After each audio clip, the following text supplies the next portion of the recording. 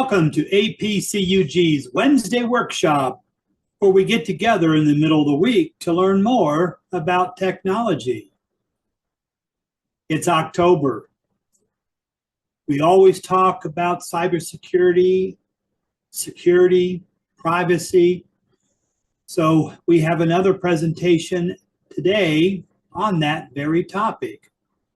The presenter doesn't need a lot of introduction because we all know Judy Taylour, and she will be sharing with us today. We will make a slight change to our procedure.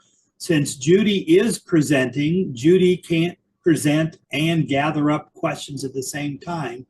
So we will just save all of your questions to Judy towards the end. If you want to write it down in the chat box so you remember your question, you can always do that. But we won't ask her to try to wear two hats at the same time. So we'll save questions and go from there. Judy has chosen today that she's going to be talking about how do you report financial fraud and losses. So I'm going to remind her to unmute. Her computer's acting strange. And see, yep. And turn things over to Judy and share with us about how do you report fraud.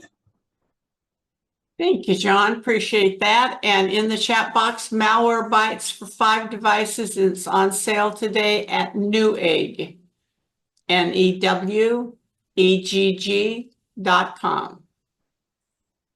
Okay.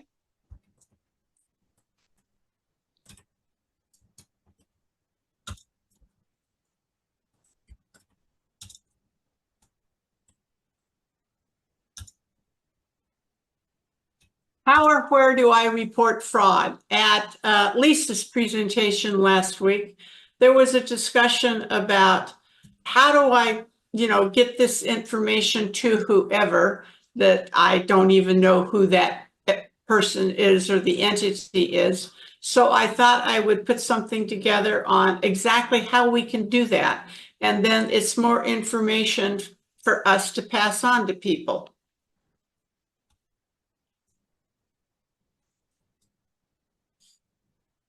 So the FBI, they say, how can we help you?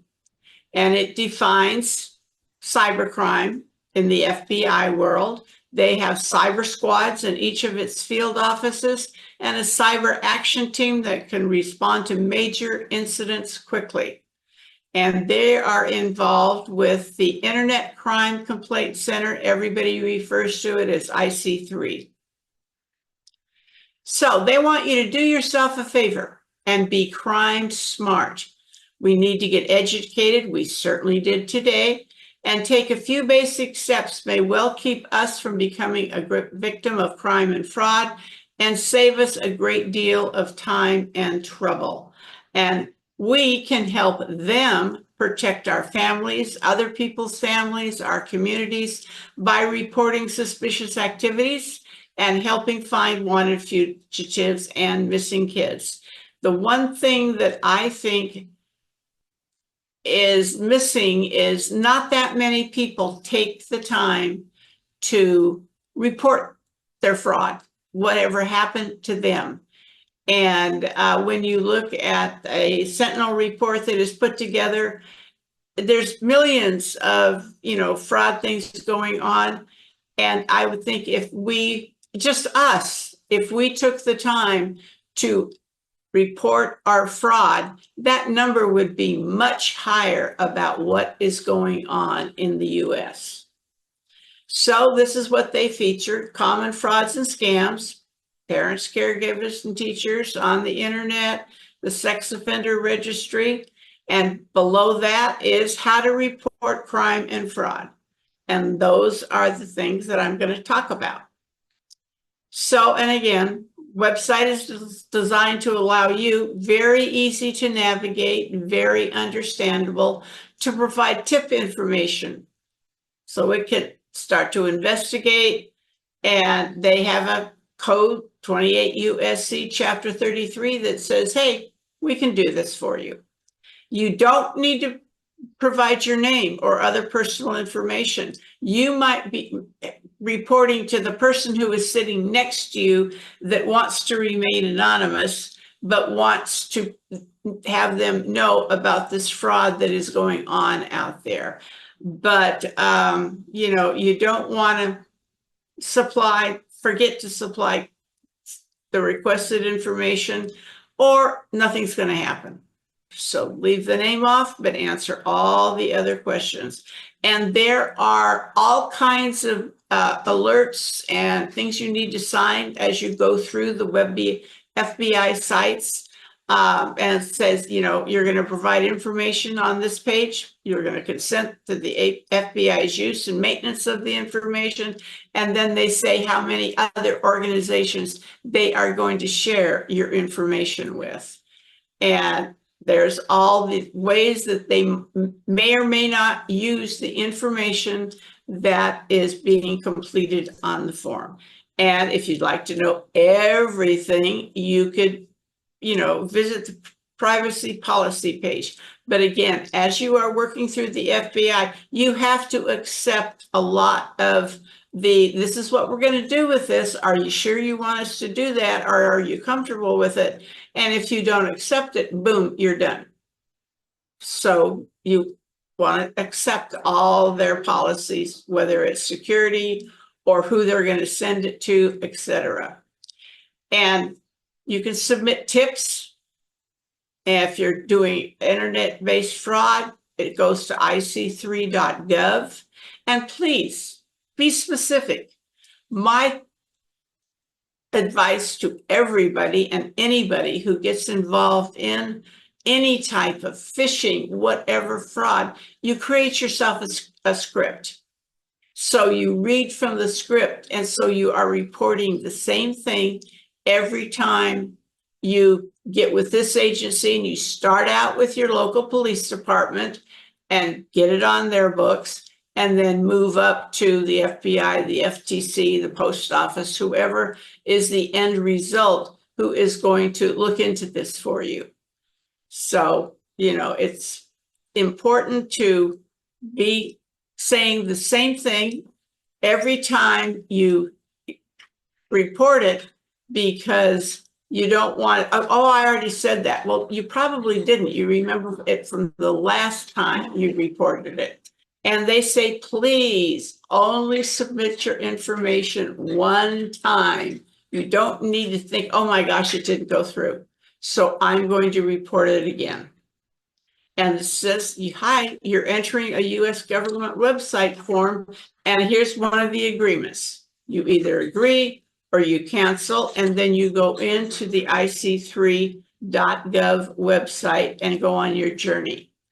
And the cute little graphic up there, don't think about stuff like that for the FBI, but are you really ready to do this? And then you choose an area that your fraud belongs to. And in the lower right-hand corner, hey, it's not any of those. It's an other cybercrime, and they will route it where it needs to go. And here's another thing you have to agree to, Privacy Act statement. You can scratch, and you either understand it, which of course you're going to say, of course I do. So you're going to, this is one of those things that just don't click on I understand. Take the time to read the whole thing, just for grins. And this is what they want to hear from you. So if you don't have this kind of information in your script, you might want to add it. So it's you can easily complete the form. It doesn't reply, to business email compromise. Those are the things they want to know.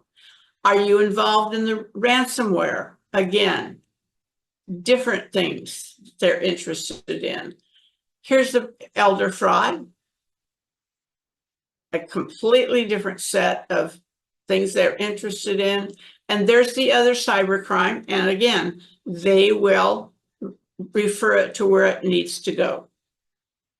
So create that script so you don't have to think about it, because you're already PO'd about the fact that, you clicked on something. But remember, you are a victim of a crime. So we're to the file a complaint page. And again, take time, seriously, to read all of that. Anything that you're accepting, make sure that you agree with what is in there. You might say, oh, no, and you exit out. But, you know, you need to really this time read it. Who's, and this is, it starts. Who's filing the complaint? Is it you, or are you filing it for somebody else? Okay. And it goes on step after step after step. Very easy, simple instructions, simple questions. You don't have to go, oh my gosh, does this mean this or does this mean that? It's just very easy to complete. Again, the script, it's got all the information you need. And they say this form is used to report federal crimes and submit tips regarding terrorist activity. And there you are. Be specific. They really don't want you to go on and on and on and on. You're going to be very specific about the information you're providing. Okay. We can't do it alone. So we can't do it alone. Between staying connected with your family and friends, shopping and banking online, and working remotely, we all depend on security in our internet-connected digital world. And they strike targets large and small. We might think we're on the large side, but I think we're probably on the small side, the individual person, as of the corporate networks. Look what happened to that company down in Florida, that somebody got a gazillion billion social security numbers and other information about us. And it says, and this is so true, back when we started this, we didn't have to worry about this kind of thing, but no one and no device is immune from the threat. We need to do it together. Single compromise can impact millions. You think to yourself, oh no, this is not important. It is when all the information is put together. So, combine it all together. That allows the FBI to investigate reported crimes, track trends and threats, and in some cases even freeze stolen funds. Everybody always wants to know, am I going to get my money back? It's probably not, but hey, there's a maybe there where you might get it back, and that would be good news. And the IC3 shares crime reports throughout its huge network of FBI field offices. They don't keep this kind of stuff secret. They're law enforcement partners. They're partners with my Los Angeles Sheriff's Department, my Los Angeles Police Department, and their FBI field offices. And we have a big office on Wilshire. But we have satellite offices, and you have satellite offices too, where there's just a few people, and they're kind of the boots on the local community ground, so to speak. So IC3, this is what people says. I submitted it. They never got back to me. So I'm going to submit it again. That doesn't do you any good. So please know that they take each report seriously, because they're accumulating all of this information. And if they have one that has a bunch of new people that, they've had, 2,000 people in an area report this fraud, they know where to focus, their abilities. And you can also select there's more places that you can campaign finance. We're right in the midst of election time right now, and there's all kinds of fraud going on. If you come across anything, you can let the FBI know. And you're doing it with an electronic tip form. And it's, again, do you have information about who committed the crime? You either don't, yes or no. And if you know, if you click no, you still continue on. They're not shutting you down. But here are all the other areas, then the ransomware, etc. And there's the catch-all down there, cybercrime. And that's I just showed you what was in federal election crime. And I clicked on that, and these are the and there's financial violent crime. And there's the other. There's always an other. If you look at these and go, none of these really apply to this. You're going to choose other, and they're going to look at that, and then it will go where it needs to go. They will forward it on. That's that. And we're to the Federal Trade Commission, and it's at identitytheft.gov. And they say, please report it. We'll give you a recovery plan that you can work on. And I thought to myself, well, that's cool. And again, a nice little graphic there. And report to help fight fraud, and click on report now, and off you go. And this says how it works. Tell us what happened, get your next steps, and help us stop fraud. That's the main goal for us, is to shut somebody or something down. And we would be happy campers if we reported our fraud from that entity and they closed it down, and one of the other agencies filed a case against them, like they did in San Diego about the grandparent scam. And from across the United States, different people had reported the crime, and they had them all as defendants. They have nothing to do with the FBI, the FTC. It was the San Diego office down there in the DA's office, and they got millions of dollars back. This is what we want to happen. So here you are. Here's your checklist. What kind of fraud is this? And you can read those. And she talked about this. And I chose an imposter, just for grins. And so who are they pretending to be? Which one of those? Is it the grandparents scam? That's number 2. Love and interest there, and so on. But I love that well-known or trusted business. Hey, maybe they've gone around the bend. And here's where you start reporting the details. And it's yes or no, how much, and very simple questions, very easy to answer because you're the one who was involved in the fraud, much to your dismay. And it says, please share as much as you know.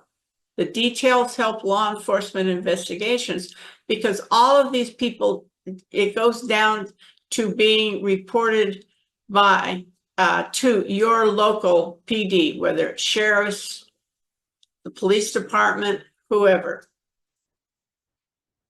And comments, please describe what happened. There's your script. I just start typing away and all that good kind of stuff. And you don't have to go, oh my gosh, let's see. Well, did they do that? No, but okay, then I'll type this down because I know they did that, because our minds have so much going on. If we don't have it written down, we might leave off important steps. And the FTC says they have been scammed. Their identity has been stolen for some reason or another. And they say, be aware of, and that's when we say, IRS is not going to get in touch with you. Your local police department is not going to get in touch with you. The FTC, anybody like that, they are not going to reach out to you. So you're not going to click on the link. You're going to go out and maybe go to another browser and contact the FTC and let them know what you just received. So this is what they want.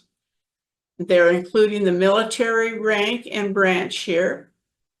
And again, you can file it for yourself, your small business, or someone else who doesn't know about using computers. They are absolutely clueless, but we're the techie people and we should know how to do this.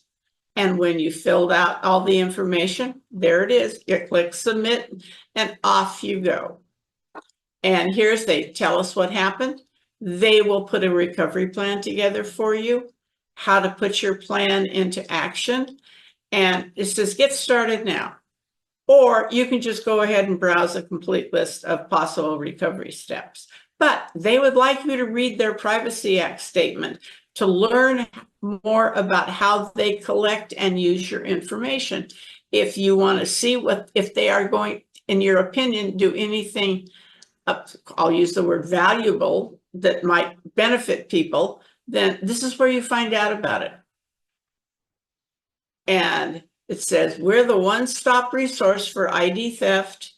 Visit the ID theft place for prevention tips and free, and we love that word free, to share in your community. She talked about that.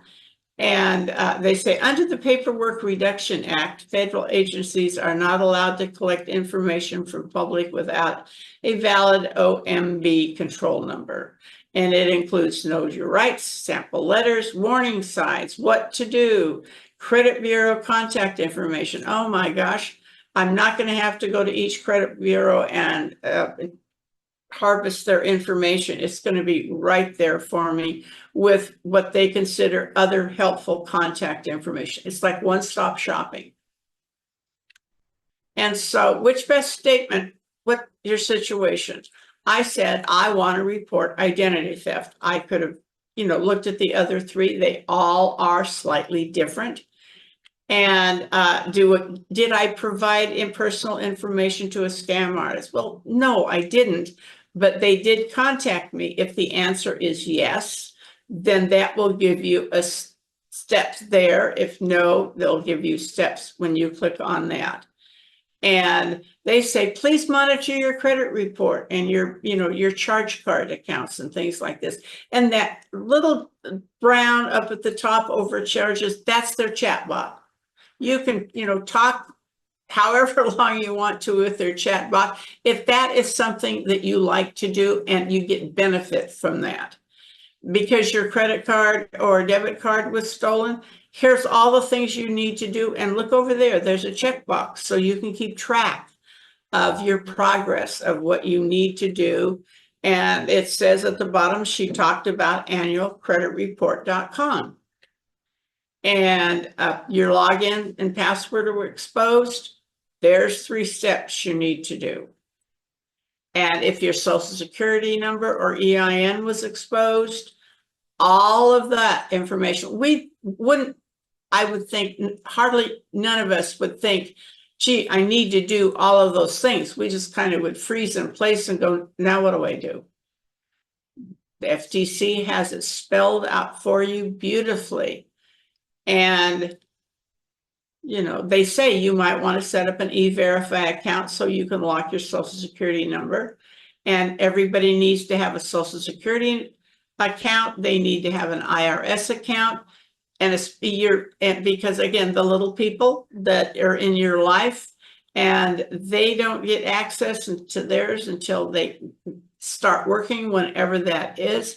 And you don't want to have your grandkids or your great grandkids try to set up a social security account and an IRS account and have it say, I'm sorry, there's already one in that name. And they are doing that for babies who have just been recently born, and they're setting up and taking over their accounts. And I gave my cyber criminals presentation to a group in Glendora. And during Q&A, this guy raised his hand, and it's either IRS or Social Security. Somebody had set one up and said they were him. He says, I've been working on this for a year. He says, I've gone down to the offices. I take all my documentation with me. And he said, I'm almost to the end of the trail of what I need to do. But it was a solid year that he had been working on to get the account in his real name, not the fraudster who had set it up in his name. So what do they use your report for? They are going to do an FTC identity theft report, and along with your personal recovery. And for each complaint that you might have, the information is going to be stored in Consumer Sentinel. That is the backbone of my cyber criminals are after us presentation. It helps them track patterns. Okay, this is happening over in Phoenix, Arizona, but it's not anyplace else in Arizona and none of the neighboring states. What's going on? So they're tracking patterns, they're providing victim assistance, and they're educating consumers. That's us.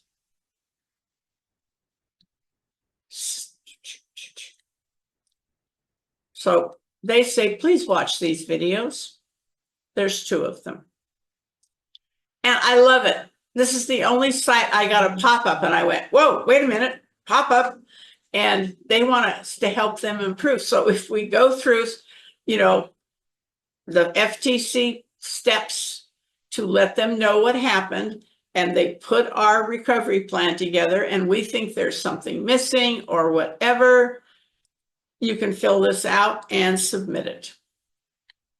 So this, I get to attend since, 2017, the local LA FBI senior scam working group. I have no clue why I started reading those emails, but I learned so much every quarter. Now it used to be that, and it's the assistant attorney people, it's the FBI, it's your local Leos. We have people from Pasadena, we have people from Central Court, California law offices, victims response helpers, and local PD from all around LA. And so they suggested at our last meeting that this is a great place to make it your first stop. You're clueless, you're angry, you just want to do something, but you really don't know who to contact or what to do about it. And they said this is a good place to start. And before COVID, they had mentioned that they would like all the libraries to have somebody who knew how to help people report their fraud.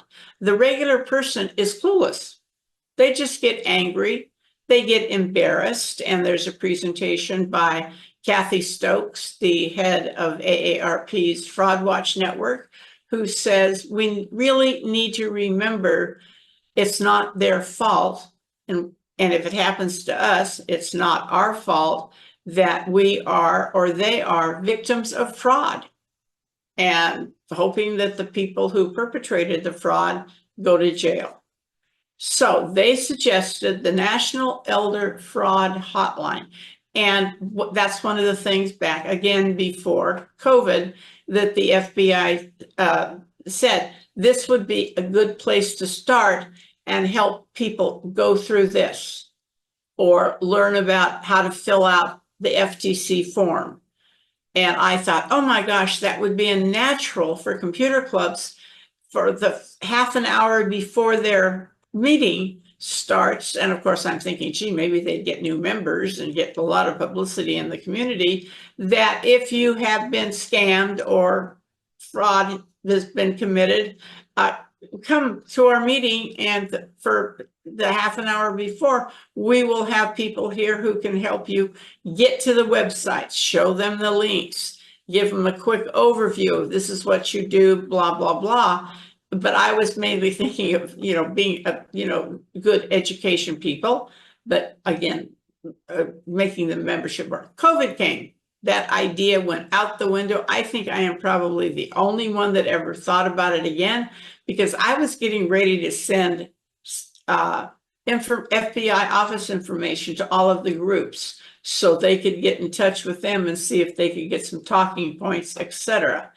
And that went away. And I brought it up at the last, for a long time, I never opened my mouth, but that didn't last forever. And so I brought that up and they went, oh, that's right, we were talking about it. So I'm hoping that they revisit that and contact the libraries, but that's what they thought. I thought having somebody at a senior center, it could be you or somebody else in your group that would like to go volunteer with their computer and sit there and help people. They volunteer at the senior center anyway, so they could do this. So, And they're saying, oh, you know, you guys, they've received reports that the hotline's name and phone number are being used as part of a scam. Nothing is sacred, even the people who help people to fix scams. And they say, will you please report it to the FTC and then contact the hotline, and so we can track the frequency. They want to know how often this is happening, the areas where they're happening. And so they said, please, you know, view the hotline's common scans and warning sign webpage and the FTC's how to spot, stop, and report government imposter scams. And there's the links to those. And this is what they do. They have something called the victim, in addition to helping you report it. This is one of the things they do. And they work with each state with this. And there are crime victims funds called the fund out there. And it's financed by fines and penalties from convictions in federal cases, not from tax dollars. A lot of people are going to think, oh, that's outstanding. They are not using my tax dollars for people who get scammed. And the OVC has funding for the victim compensation and assistance throughout the United States. They raise awareness about victims' issues, promote compliance with victims' rights laws, and provide training, technical assistance, and publications and products to victim assistance professionals. We had several people at that particular meeting where that's what they do. That happens to be their business, but that's how they make their living. People get scammed, they come to them, they help them complete all the forms because, hey, they might not be computer aware. So this is it. Financial scams and abuses that target older people are happening more and more. And here is free resource. It's DOJ and fraud over anyone over 60. And I would take a guess, and most of us are. There's 3 things they want you to know about: reporting suspected fraud, no fear, total understanding, and it's personalized service. You pick up that phone or somebody picks up the phone for someone else and they are connected immediately with somebody. And I called the number just for grins, and oh my, this lady answered the phone with an extremely soothing voice and said, are you in a safe place? Which made me feel like an absolute idiot because I was calling for information and that was the only number I had. So I quickly, you know, told her what I was doing, and then she passed me on to somebody who could answer my specific questions. But you just wanted to blur everything out. You wanted to let them, you know the story of what happened to you just by the tone of her voice. It was absolutely amazing. And this is what you expect. We're going to answer right away. We're not going to put you on hold. You got your case manager who will be your point of contact until you work your way all the way through whatever it is you have to do. And I absolutely felt the understanding and respect, although she didn't have anything to understand from me. But it just came across the phone line instantly. And what types of victims qualify for victim compensation? Did you know that there is compensation available? And it's required. Priority on violent crime.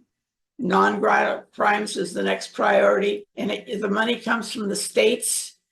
And the states can add other areas of crime to their victims of crime, violent crime in their state. Each state is theoretically different on how much they do or don't do for the people that are trying to be compensated. And there's a brochure that, oh, it's a really neat that you can just look at compensation and restitution. You've gone to court, and the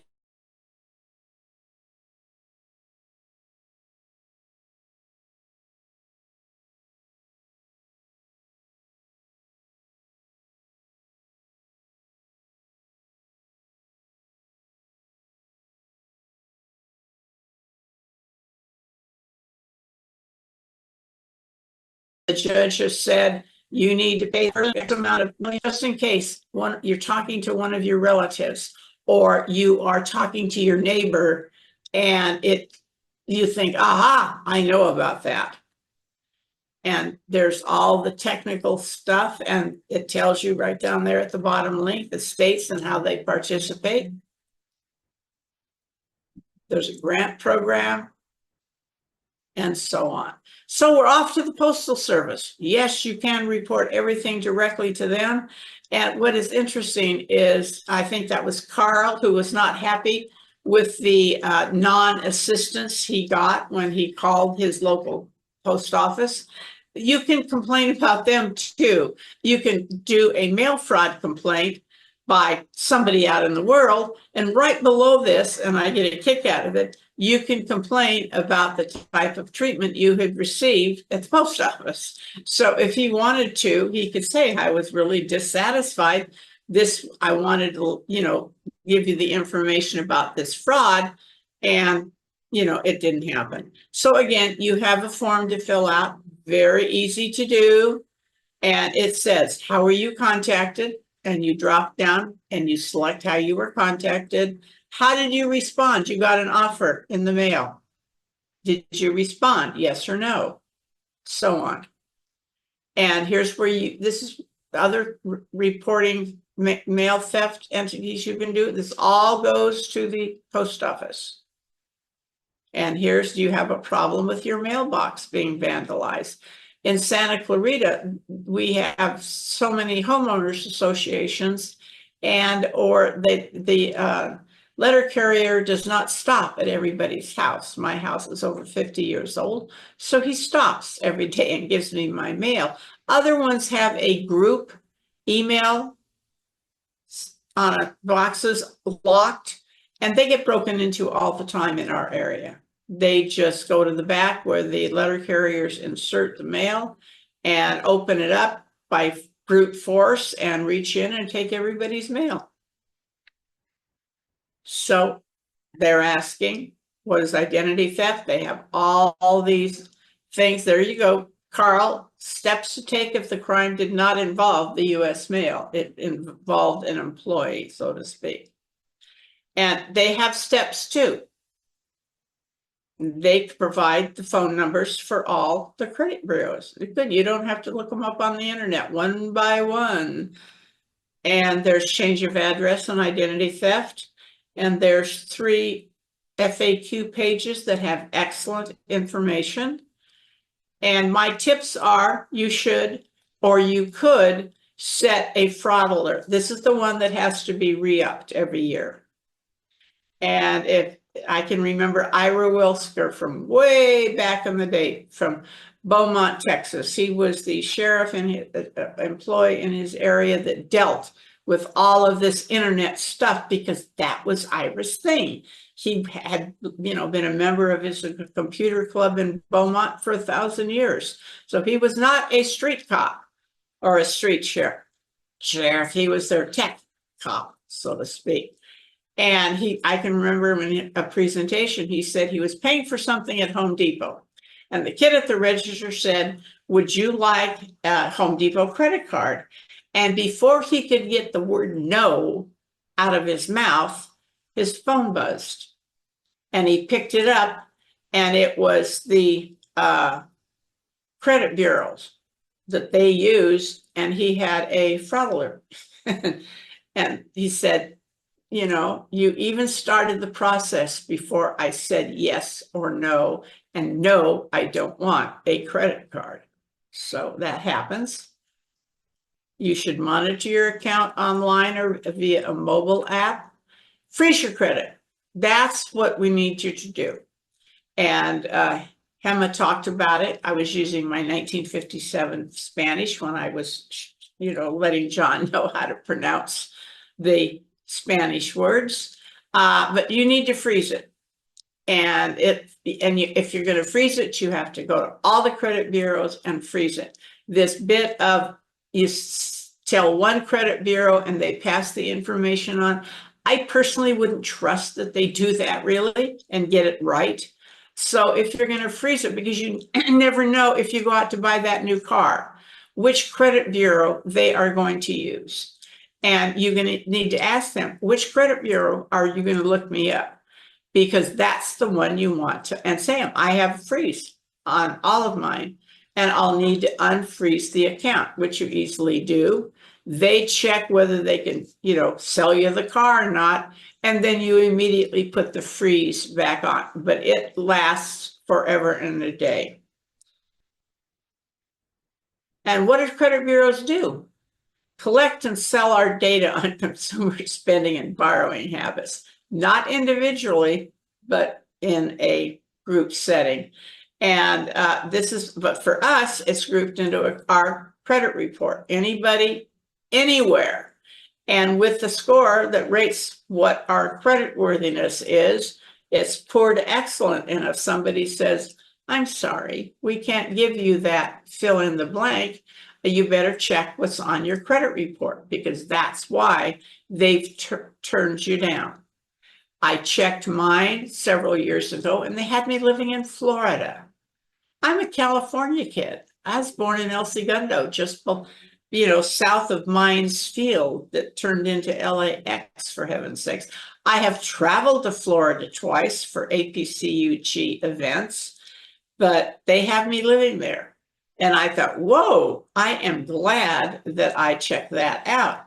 My employment was okay, but one of my daughters had her working places she'd never worked. So you do need to check your credit report at each and every one and get it fixed.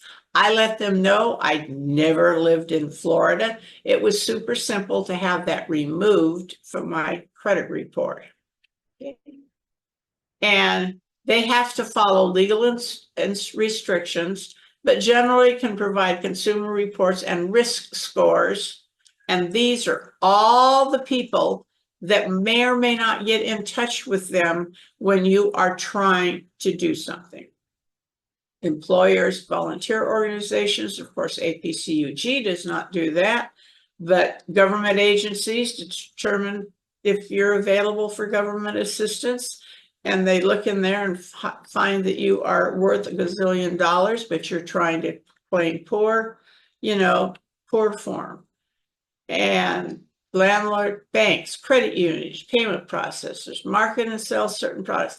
All these people can get information, when you are applying for credit or are in debt and you haven't paid your bills. I love that. Gaming establishments and casinos.